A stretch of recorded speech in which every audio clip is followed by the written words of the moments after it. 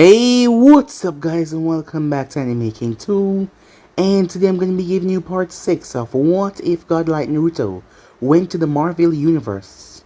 Remember to get this one to 100 likes as usual, share this with all of your friends in social media platform, and also guys, I already posted a brand new episode on this channel. Part 3 of What If Naruto Found OP Weapons and Gained Godly Abilities, so go ahead, check out that and enjoy guys. And also, don't forget, if you're new and this first time you hear my voice, yes, I indeed have 4 channels: Anime King, Anime King 2, Anime King 3, and Anime Prince, which I post what if fun every single day. Yes, you heard that correctly, every single day for you guys to enjoy. So go ahead and destroy that red subscribe button and become part of the Anime King family. And thank you for all of your help and support. And yeah, without further ado, this will begin this new episode. Start the intro, guys. Don't forget to turn on bell notification. Start now.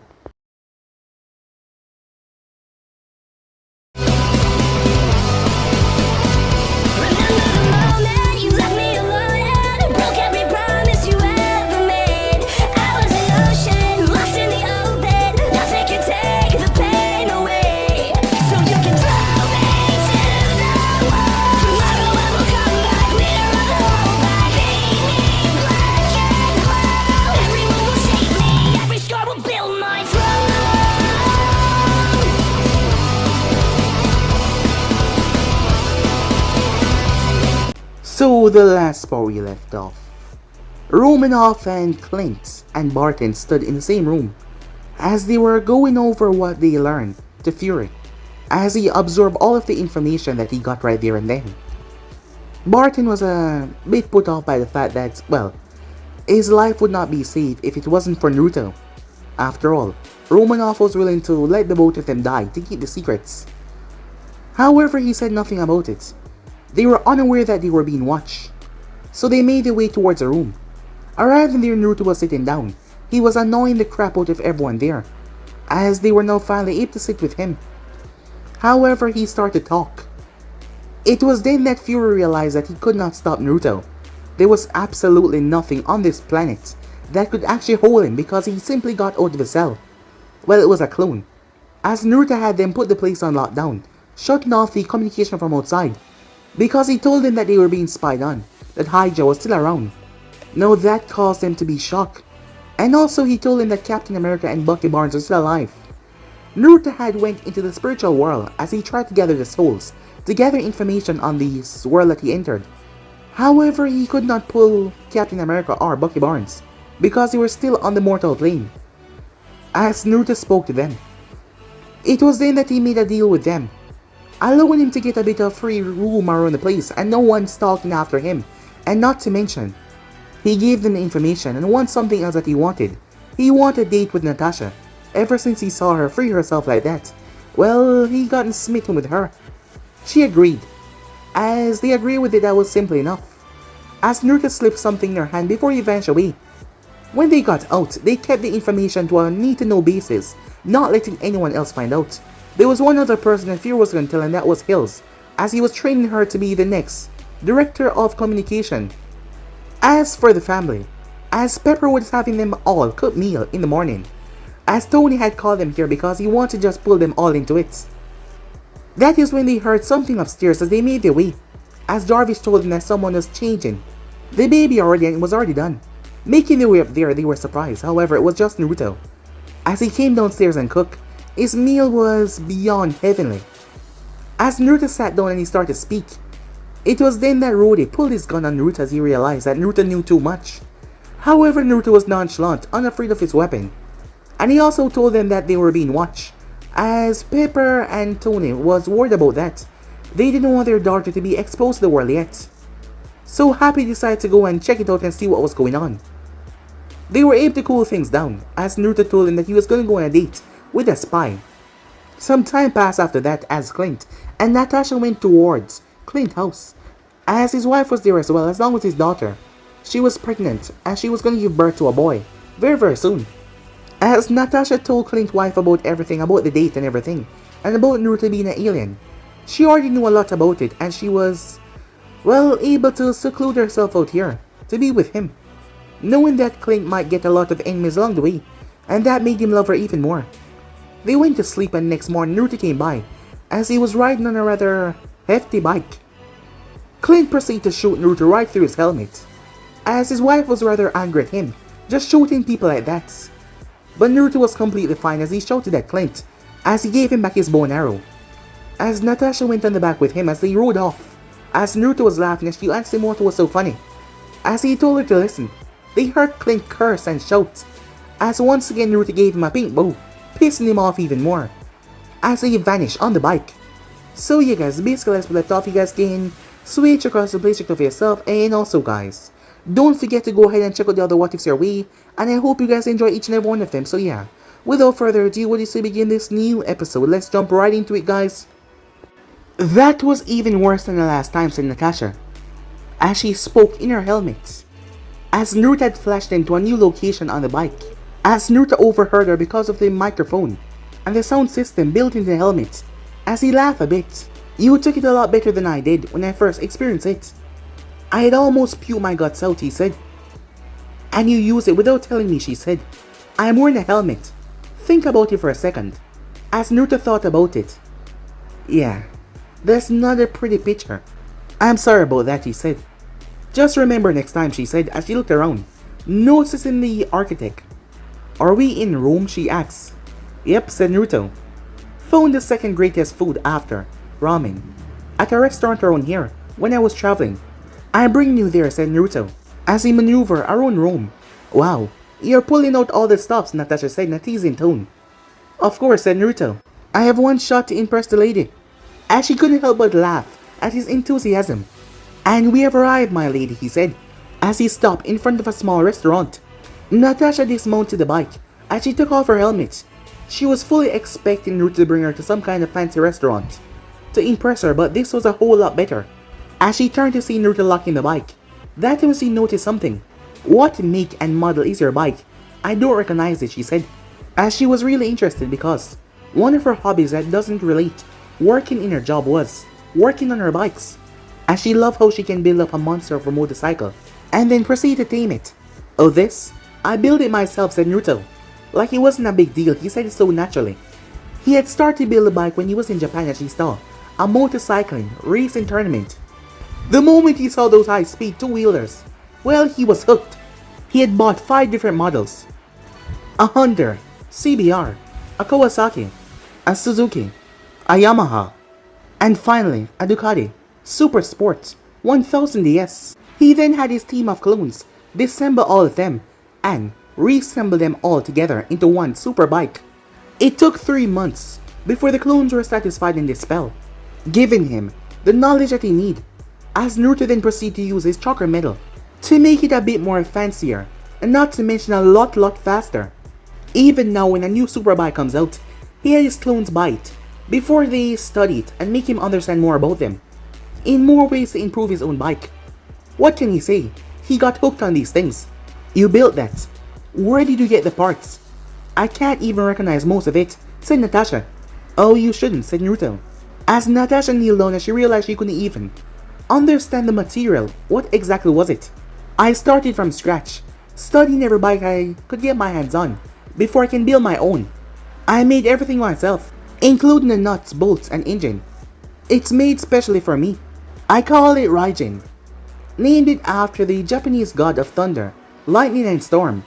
As Natasha was impressed, what are the specs, she asked, as Naruto's grin got even more feral, hearing her say that, and it made her really more attracted to him seeing that, as he already had one of her interests locked. Raijin is a 8-cylinder, 3000 CCS, 1000 horsepower beast of a super engine that can go from 0 to 100 in 1.5 seconds, and has a top speed of 500 kilometers per hour. Of course, he did not tell her that those were the specs without the chakra activating through it and the Fuinjutsu. When he activated the Fuinjutsu, well, it was a completely different beast. As Natasha was practically drooling, the bike that Naruto made was probably the most lethalest street machine ever built, and that include cars. On our next date, you're gonna help me build one of these, she said, as she only realized what she said after she said it. So there's a next date. That's good to know, said Naruto, as he took her hand and led her towards the restaurant. Come on, he said, As Natasha saw a typical family restaurant view on the inside, a few tables and chairs set up here and there, a corner booth, a more private selection, and a few wine jacks. An open view to the kitchen. There were only around 10 employees inside, including the cooks and waiters moving around. A lot of natural lighting was used, giving the place a more ambiance feeling. As Naruto walked towards the receptionist and spoke in complete, fluent Italian, which translates to English, "Excuse me, I have a reservation under the name Fox." "Of course, sir, let me check for a moment," the receptionist said in fluent Italian. "While you're on it, can you tell me if Leon is inside?" said Naruto. The receptionist was a bit surprised that he knew her boss, but she behaved professionally. "Yes, sir, he's in the back room." As she found the 3:30 reservation marked for VIP. "Follow me, sir. We have a booth reserved for you." As she led them towards a private location, "Here we are. A waiter will be here shortly for you." "I didn't know that you speak Italian," said Natasha, rather impressed. "You pick up a lot of things if you have as much free time as I have," said Naruto. "You still have a lot of free time, even while running your other business," as she was referring to his information and broker, mercenary venture. "Yep, the network pretty much runs itself. Well, the hands-on-hand part, well, it just happened once in a while," he said. "You should probably text Coulson or Fury," he said. "Why?" she said, not really wanting Shield to be in her business right now. "Because it jumped from Missouri to Rome. Might have destroyed that watch of yours," said Naruto. Natasha checked over her watch as she saw that it was not moving. As she pulled it apart, as she saw the fried circuits and the parts that wasn't supposed to be in there. "I'll kill them," she said. "I thought I told them no mics." She angrily mumbled to herself. A part of her didn't know if she was worried or happy that the band was destroyed. As she retrieved her phone, as she texted Coulson that everything was okay, but she did not tell him where they were. She wants him to work for it. That's when a man walked over to their table. 6'2" Italian man, with brown eyes, black coat and dark colored glasses that are perched at the tip of his nose. Natasha could swear that she met this man before, but she didn't know when and where. "Naruto, you didn't tell me that your date is a beautiful Sonara Vedova," the man said with a knowing smile as he looked towards Nat.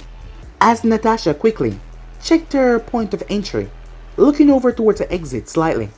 As Naruto and the man kept on talking. "Awesome, right? I can't believe that she says yes," said Naruto.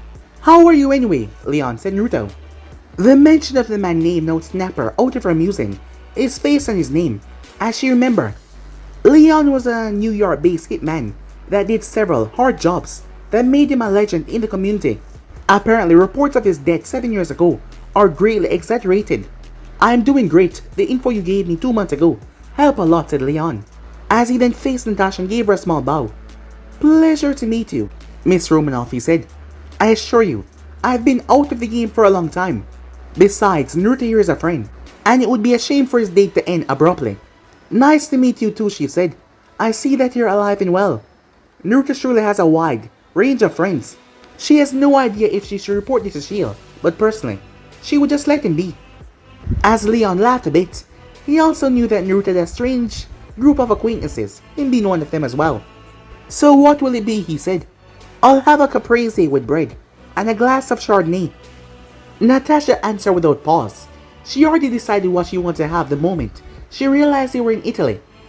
"And you know what I'll have," said Naruto. "Just add a margarita pizza. And a tiramisu to share," said Naruto. "Got it," said Leon in confirmation before he walked away.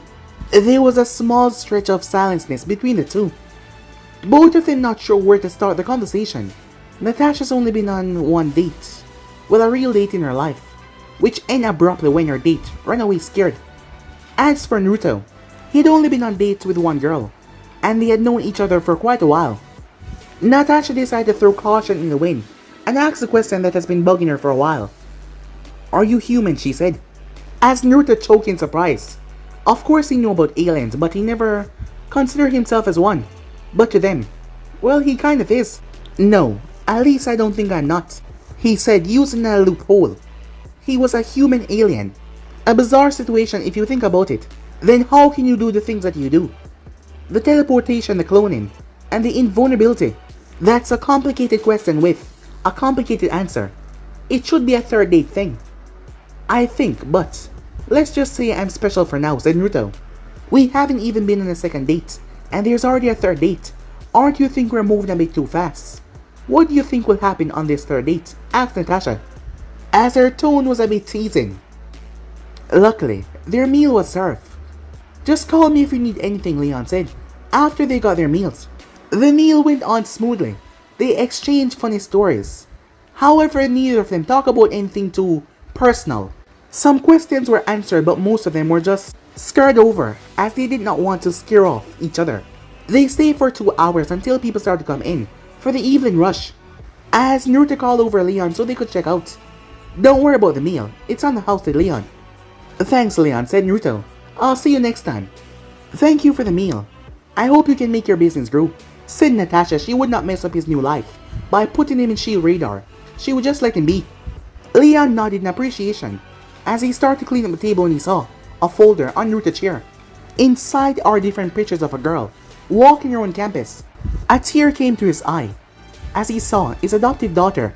Damn, you're good, Naruto, he said to himself with a smile on his face. Meanwhile, so where to next, asked Natasha, as she had seen the folder, but she said nothing about it. I'm going to show you something awesome, and the best part, you can bring it back to Fury, said Naruto. But I think you should wait until the rats have been dealt with, he said, as he mounted his bike. As she put on her helmet, she wrapped her arms around his stomach, as she felt a small shiver run through him. You know, I think you just brought your bike, so you can feel me holding on to you, she said. I am neither going to confirm or deny that, said Naruto, as he revved the bike and started to drive off. We're going to do a jump, he said. She braced herself as they were gone. Meanwhile, as Laura looked towards her husband, she could understand their dynamic now, as Naruto enjoyed seeming to prank her husband, which got him really upset. As she looked towards the note, just soak in hot water for 30 minutes. At least it's not permanent, she said. I'm just gonna use a bathtub, he said with a sigh. Come on, he said, let's go inside and have breakfast. As he heard her pause behind him. Honey, he said. She was looking at him with a surprised look as he looked down. My water just broke, she said to him. Meanwhile, Durban, South Africa. Where are we, said Natasha. Somewhere near Durban, said Naruto with a shrug. South Africa? What are we doing here, she said, as she started to connect the dots. The salvage yard here is one of the most successful black market weapon sellers. He's Ulysses Clow. Shield can't even touch him since. A lot of influential politicians in Asia and Africa avail his services. Rumor has it that most of his income comes from a heist that he did 15 years ago. Shield has no idea what he stole, but it can't be good, based on the money trail that they were able to dig up. Most of the items went towards illegal trading companies and weapon base, and when they raid those companies, they always took the materials first instead of the researchers or workers. That alone shows you how important those things are. Are we here for Ulysses Clow, she said, hoping that Naruto would just spell out what is gonna happen. Hey, you know him. Well, this is gonna make a whole lot of things easier, said Naruto. Just tell me what we're gonna do, she said. Oh, said Naruto. She thought that he was gonna give her some details. However, he did not. We're waiting for someone. They should be here in a minute now. They waited there for a good 5 minutes until the trees started to rustle. As Natasha looked around confused, they started to rustle even thicker like when a helicopter was coming down. It was then that she saw a hatch right in the air just open up. They're finally here, said Naruto. 70 meters high, something dropped from it. It was then that she noticed that thing was a person, as it stood 3 meters away from them. As Natasha got ready, as she readied her weapons, this was another super soldier, it seems. He was wearing an all-black suit with a cat-like helmet. As Natasha readied herself, this must be another super soldier. After all, he just dropped from 70 meters high and just got up like it was nothing. The tension was thick as him and Naruto looked toward each other. Naruto got off the bike as it mounted itself. One thing again that amazed her, there wasn't even a stand, it mounted itself. As she got off as well, the both of them looked toward each other before they started to laugh as they removed their helmets and hugged one another. Natasha felt so stupid that Naruto wasn't already friends with a super soldier. How's the flight and where's Okoi, said Naruto. I never saw you without her nearby, said Naruto after they were done hugging. It was good, all clear skies. As for Okoi, she's fine in a landing spot. Wakabe's with her. The man's smile dropped a bit What about you, he said. I see you're doing well for yourself, he said, as he glanced towards Natasha. As Naruto chuckled a bit, I wish. This is our first date. Let me introduce you guys, said Naruto. Nat, this is the Crown Prince, T'Challa, the Black Panther protector of Wakanda. T'Challa, meet the beautiful and deadly Natasha Romanoff, the Black Widow. He introduced him with a smile and a small amount of theatrics. Natasha removed her helmet during the introduction as she heard the man's name. T'Challa, the prince of an impoverished nation of Wakanda. Well, it seems like it wasn't as impoverished as she thought. I am sorry about the surprise. Our friend here probably wants to give you a more exciting activity. Instead of skydiving or laser tag, he decided to bring you to a matter of national security, said T'Challa. She couldn't help but smile at that. Naruto was certainly a bag of surprises. No problem. He always seemed to find some way of turning someone or a view around. As T'Challa nodded at that before he looked towards the bike. I see you have finally finished your bike, he said. The elegant black motorcycle with burned orange axles certainly looked intimidating. I want to see which is faster, mine or yours. We should race when we get back. No one will be racing anyone until His Highness settle our current predicament, a voice said. They turned to see a pair of man and woman walking towards them. The man was wearing a blue cape with a sword at his hip, and the bald woman was wearing a red armor with a spear. The woman was observing Natasha like she was a threat. Okoi, Wakabe, what took you so long, said Naruto.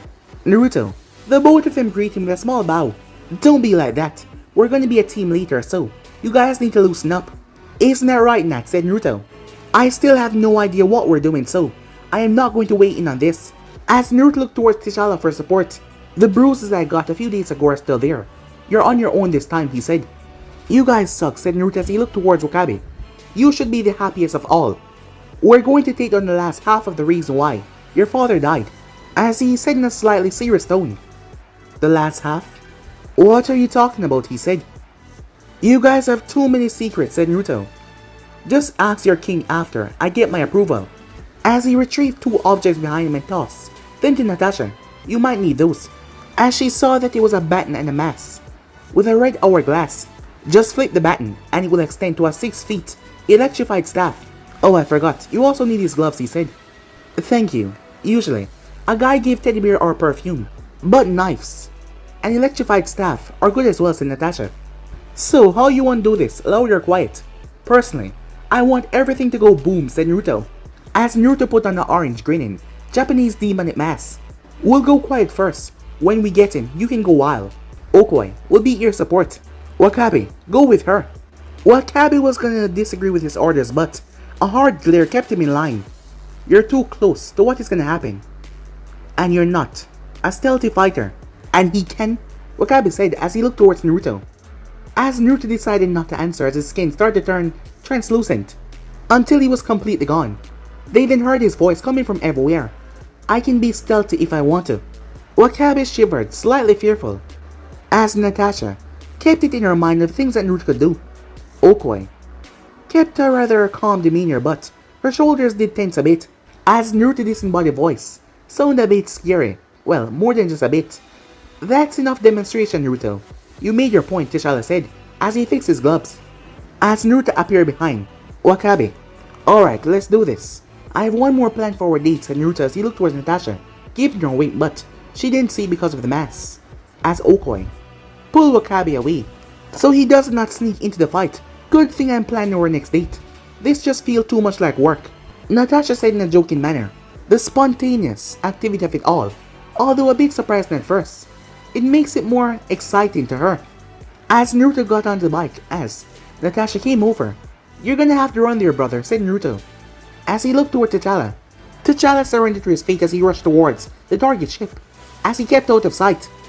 As Natasha saw the ship, guarded by a man with heavy weaponry, as Naruto used a shadow by the setting sun, and the wind was causing the dust to come up and block their path of view, so no one could see them as they move in. When they reached the ship, he tapped her legs, indicating that they must dismount, as she got off and followed with Naruto.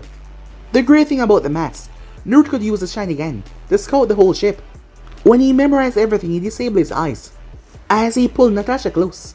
Tell me if you don't want to do this, because I have another thing in mind that we can go do, he said, as he wanted to make sure that she was still enjoying their date. She lifted her mask as she looked at him. I've only been on one real date before, so I'm not really an expert, she said. But I can say, I'm having a lot of fun, she said to him. A lot of fun that I have in a really long time. Their eyes locked for a moment as Naruto couldn't help the wave of attraction that slammed into him. Go for it, Kurama yelled to him. Naruto had turned off the connection with the Bijus. However, they worked together to allow Kurama to send a message. As Naruto did not bother to ignore Kurama as he gave her a kiss, Natasha realized that this setting is not ideal for their first kiss, but god damn it, he felt amazing.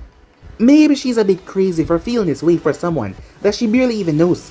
They were about to dive in for a deeper kiss until they heard a throat being cleared as he looked towards T'Challa at the entrance of the ship. Oh, don't mind me, he said. Go on. As Naruto's eye twitched. I hate you, he said. As Natasha and Naruto placed on their masks. As he went back into a professional mode. There is 155 guys on board. The target is in the office above the engineer room. How would you like to do it, said Naruto. One day I'm going to find out how you always do that. But for now, me and Miss Widow are going to start at the bottom, and you're going to start at the top. Everyone will take out as many as they can, while keeping everyone else in the dark. When one of us captures Clow, everyone will evacuate, while giving Naruto a minute of fun. Any questions? Said T'Challa. When no one questioned, they separated, as Natasha noticed that the motorcycle that they were riding was suddenly gone. But she had no time to ponder over it as they made their way towards the entrance. And she also had no idea how Naruto will get up there. But after everything she's seen him do so far, she wouldn't be surprised if he can just walk on the wall.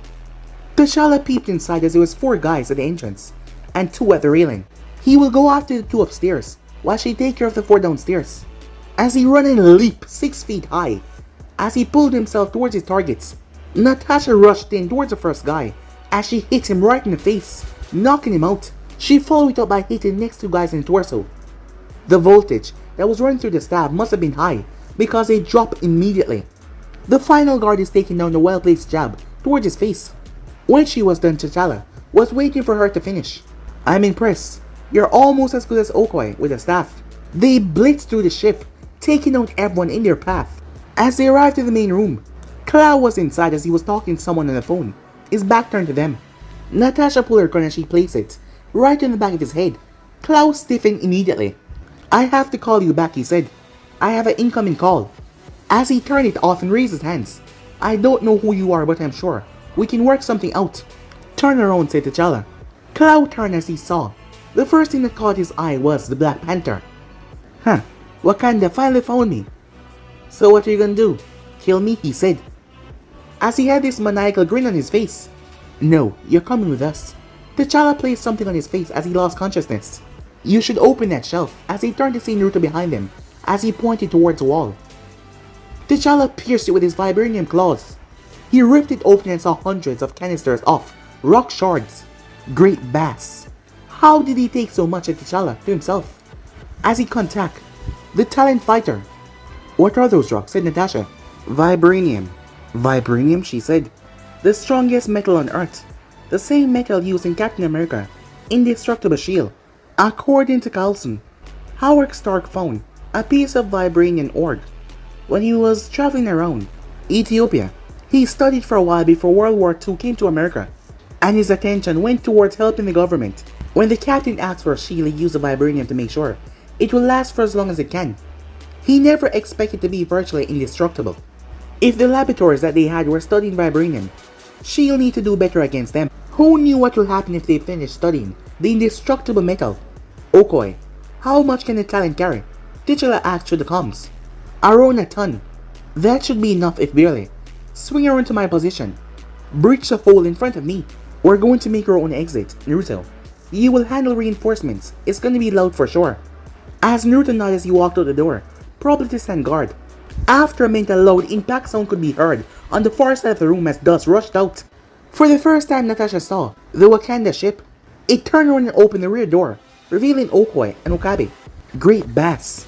That's a lot of vibranium, Okoi said in shock. Wakabe, help the prince load the canister, she said. As she walked back inside, large metal claws extend from inside the ship as they grabbed the canisters and pulled them forward.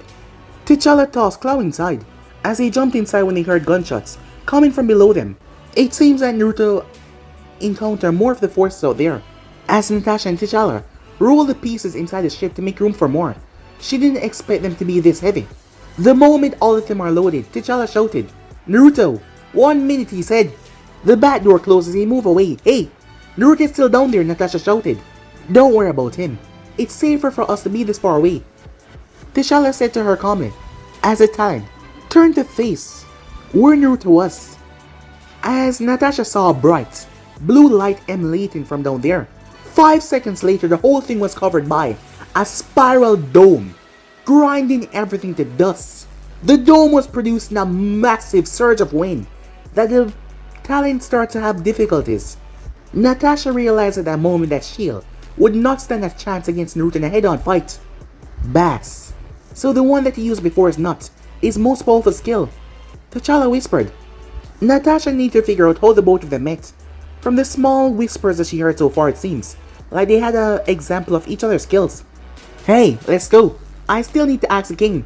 Natasha spun as she struck the staff in Naruto's chest. "Oh my god," she said. "Are you alright?" she asked. "He just appeared out of nowhere." "Wow, that hurt," said Naruto. However, his shirt was the only thing that was a bit singed. His skin was completely fine. "That's your fault too," she said. "You know that, right? You can't just appear behind someone like that and expect them not to attack." As she placed her hand on her hip, behind them T'Challa and Wakabe was placing blindfolds on their prisoner. They're like an old married couple. "How long have they been together again?" Wakabe asked T'Challa. "Actually, this is your first date," said T'Challa, as Wakabe looked at him shocked. "At this rate, they're gonna be married on their third date. Who the hell thought raiding together would be a good first date?" Apparently Naruto does. He's a walking nuke, and she's a master assassin. Just look at it this way, we got what we came for, and we retrieved the stolen vibranium. As Naruto and Natasha walked over and sat down. "So," she said, "are you gonna tell me how you and the prince met?" "That's a good story. Let me set the scene," said Naruto. "It was more than a year ago, near the southern border of Sudan, or South Sudan, whatever you might want to call it," said Naruto. Flashback. Naruto just came from Sudan to establish his restaurant there. He has no idea if it will even turn for profit, but he doesn't care. He just needs a home base in Sudan. His next base in mind, burning Bashika, Wakanda. Kenya would have normally been his next location, but there was something he needed to confirm in Wakanda because there was something weird going on there. The first thing he noticed was the complete isolation. No country would survive for 1,000 years in complete isolation. Some resources are always unavailable inside the country. The fact that they only primarily export and no import was actually insane. The second thing is their uninfluenced culture. He can understand if a tribe or two remain with their old culture, but the entire country is just not believable. And since the standing of the country, there had been no surrounded army. That meant the other countries would have tried to conquer it, especially in the 1600s or the 1800s. Something fishy was going on. That is why he was going there himself after the clones that he sent scout the capital, reporting back. The two information he needed to confirm was the location of the royal family and the weird movement of people. Group of people would walk towards the Wakanda jungle and then return a few weeks later. 6 month survey showed that there was a cycle and they were going literally nowhere. Even the caravans go straight through the forest, not around, and they just vanish. That is why he wanted to see himself, to follow the people where they're going, to see what kind of era is not visible to him right here. As he was jumping through the forest, when he heard gunfire nearby, when he was around 100 meters away, he activated his Sharingan to watch the situation. There was a large group of mercenaries surrounding a slave caravan. All the males are beheaded while the women and children are surrounded on one side. The leader of this group seemed to be interrogating a woman rather harshly. He was wearing a hunter suit and a necklace made of teeth. He remembers his name as Mufasa, a warlord turned mercenary. They often take the heads of their enemies as a trophy. He usually operated in southern Africa. It was a surprise that he was this far north. The woman herself was wearing an assortment of green clothing. Her acting was good for normal people's eyes, but Naruto could see it. Her physique was one of a trained fighter. But Mufasa seemed to figure it out as well. "I know who and what you are. You think you are smart by sticking with refugees and slaves. But what you don't realize is that the people talk. Give enough incentive and they will tell you anything." As he retrieved his knife, All of them said the same thing. An angel in green. Call a man in black and save them from their terrible fate. I remember the stories of my childhood. From my ancestors, never fight the man in black. He walked over towards a girl as he pulled her towards him. I also remember the story of the Golden City in Wakanda, where the man in black came from. I'm only gonna ask you once, he said, place the knife on the crying girl's neck. Where is the Golden City? Nakia was in turmoil at the moment. She was a loyal war dog of Wakanda. Her mission is to serve the best interests of Wakanda over all else. She hardened herself, believing that this girl would die today. However, just her luck, she started to hear screaming of the mercenaries. They were being slaughtered. Mufasa's men started to drop left and right, and he can't even see what was dropping them. He tossed the girl aside as he pulled his gun, as he looked around trying to find the man that was taking down his people. I know you're there, he says. He turned. He shot Nakia right in the kidney, as he grabbed her and placed a gun to her head. I swear to God, I'm gonna blow her head off. You got 3 seconds. 3, 2, T'Challa showed himself. He was appointed the Black Panther. A month ago, after his father decreed that he was no longer fit to be the Black Panther. An hour ago, an emergency notification came from Nakia's transmitter beads. He immediately took a Dragon Flyer and he set out to help her. When he got to the location, he saw the bodies in the outer jeep. He was spotted by one of the inner guards and all hell broke loose. Now he was in front of this madman, with his love bleeding out. Not sure if he can get to him first without him pulling the trigger. Ah, the man in black. The protector of Wakanda, said Mufasa. The Black Panther. Maybe you can answer where the Golden City is. T'Challa was now in the same situation as Nakia a few minutes ago, but he did not have the same determination to make her die. Don't tell him, Nakia said. She was getting weaker and paler as the time went on. I'm sorry, I can't do that, Nakia, he said, as he faced Mufasa. The Bene Sara is in. He never got to finish his sentence as a stone pillar tear right through Mufasa. T'Challa was surprised as all of the remaining mercenaries got impaled. You should help her before she keels over, a voice said out of nowhere. T'Challa rushed as he caught Nakia. I got you. You're gonna be okay, he said, checking her wound. It's a through and through. He took one of the beads as he plugged the exit. It stabilized her condition momentarily, but she just lost too much blood. She might not make it back to Wakanda for treatment. He's feeling the weight of the situation when a hooded guy walked over towards him and crouched down, right beside him. You need help, man. The same voice it was. Come on, just nod if you need help. T'Challa nodded. He would do about anything to save. Not here right now. Alright, lay her on the ground and move 3 steps back. T'Challa was hesitant to leave her side, but he knew he can't do anything to save her right now. As Naruto performed a single hand sign and placed his glowing hand right on her abdomen. Fair warning, I have almost zero medical knowledge. I'm just boosting her resilience. So yeah, T'Challa almost lunged at the guy, but he can't do any better right now, he realized. A few minutes he watched as her color returned, as she slowly opened her eyes. As Naruto stepped back, T'Challa rushed over and held her in his arms. As he removed his helmet and checked her over. Thank you, he said. Thank you very much. As he looked towards Naruto in gratitude. As he extended his hand towards Naruto. I'm T'Challa, Crown Prince of Wakanda, and I mean your death. As Naruto removed his hood, showing his face, as he took the hand. I'm Naruto Uzumaki, he said. Freelance contractor. And I'm also lost, he said. End of flashback. So we talked for a while, and he gave me a communicator. That's how we kept in touch. I did some job for him and work, from time to time. I also snuck in to leave some package for him. Baba was slowly losing his mind trying to find the intruder that keep on leaving a package. I only told him about Naruto this morning when we received the package on Cloud, said T'Challa. We're now approaching Wakanda, said Okoye.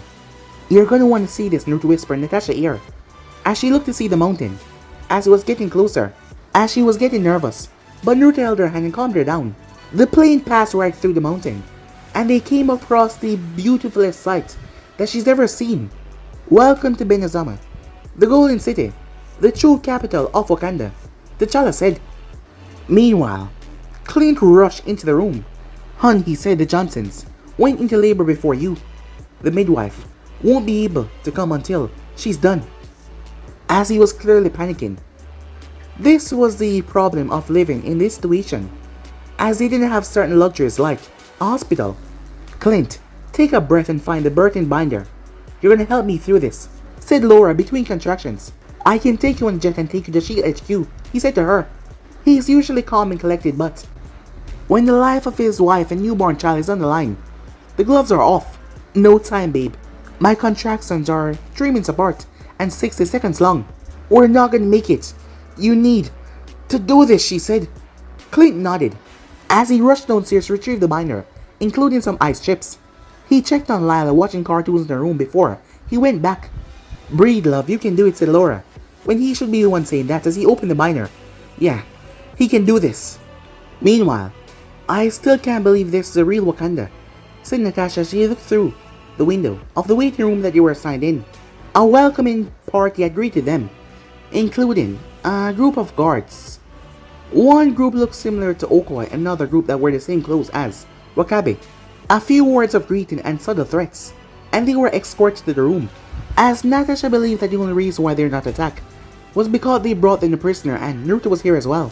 Oh yeah, this place is like Singapore on steroids. I just think of it as an advanced hidden village. Hidden village? What's that? Ninja training ground, she asks. Yeah, basically, said Naruto. Natasha immediately cuffed Naruto's face as she turned him to face her.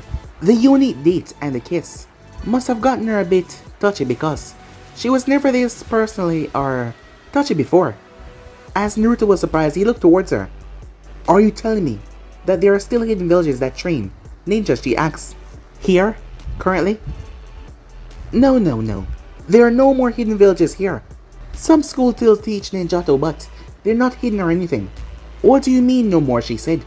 Well, I kind of grew up in a hidden village, he said. You mean there's a whole village I can do what you do? She asked in a slight panic tone. A whole village that can destroy entire armies. Will change the world order. Well, there are 31 villages, and not everyone can do what I can do. I am pretty special if I say so myself. Kobe shouted at him to shut the hell up. But don't worry, I'm the only one here like ever, said Naruto. No one else will show up. She took a breath. Is this the third date? Kind of question she asks. Yeah, definitely yes, said Naruto. Okay, but don't think I'll forget about this, she said, in a serious tone. Just know that I never, deliberately, lied to you, said Naruto. Well, except for the first time, but to be fair, you lied to me as well, he said in a joking tone. She stopped him by placing a finger on his lips. Shh, just quit while you're ahead, she told him, as they chatted about stupid things, topics that took their mind off pressing concerns, like Halson's favorite car, and Naruto winning eating competitions. They continued until they heard a knock on the door. Okoi opened the door as she walked in, followed by T'Challa. My friend, sorry for the delay. Their deliberation took quite a while. What T'Challa did not say was, the deliberation was about them, whether or not they should be killed on sight. For knowing about Wakanda, in the end T'Challa, suggestions were agreed by everyone. Baba and the council is ready to meet you now. As Natasha and Naruto got up and fixed their clothes, as they walked toward T'Challa, as they walked out. When all of them were out, Okoi closed the room and followed behind them. No one expects you to know the customs. Just get in and stand straight. You'll be meeting in the meeting room. Don't worry, said Naruto. I got this. That's what I'm afraid of, said T'Challa. After they arrived, they saw a pair of double doors, well crafted, as T'Challa and Okoi move in. But the guards stopped Naruto and Natasha. Name, title, affiliation. As Naruto nodded, Naruto Uzumaki, Jinchuriki, the child of prophecy, and 9 tails. Natasha gave him a questioning look, but he tapped her arm 3 times. It was a third date question. I have no affiliation, but towards myself and family. Natasha Romanoff, the Black Widow. Current affiliation, Shield, she said. The 2 warrior women escorted them inside, flanking them on both sides. Their escorts announced them by repeating what they said outside the door. There was a semi-circular table, decorated with the bars of a panther, 5 chairs on the runner side, and 2 chairs on the flat side.